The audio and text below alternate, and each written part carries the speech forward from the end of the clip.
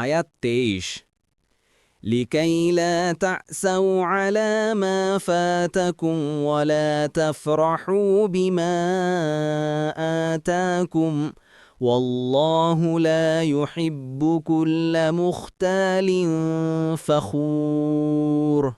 অলবাদ এটা এই জন্যে যে তোমরা যা হারিয়েছ তাতে যেন তোমরা বিমর্ষ না হও এবং যা তিনি তোমাদেরকে দিয়েছেন তার জন্য আনন্দিত না হও। ১ নিশ্চয়ই আল্লাহ পছন্দ করেন না কোনো উদ্ধত অহংকারীদেরকে।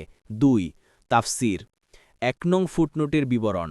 আয়াতের উদ্দেশ্য এই যে দুনিয়াতে মানুষ যা কিছু বিপদ অথবা সুখ আনন্দ অথবা দুঃখের সম্মুখীন হয় তা সবই আল্লাহ তাআলা লাওহে মাহফুজে মানুষের জন্মের পূর্বেই লিখে রেখেছেন।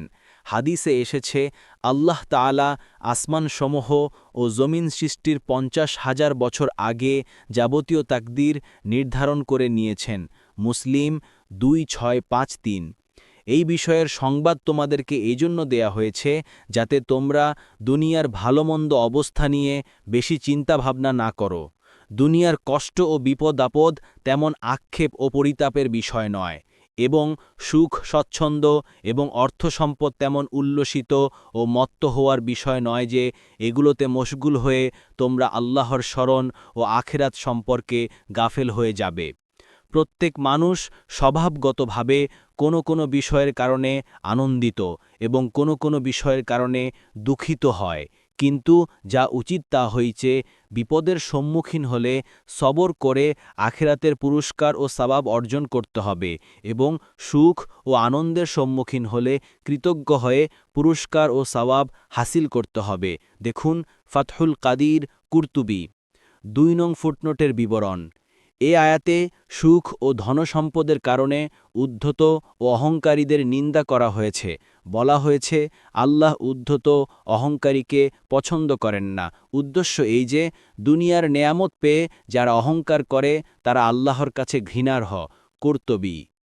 আয়াত ২৪ الذين يبخلون ويأمرون الناس بالبخل ومن يتول فإن الله هو الغني الحميد।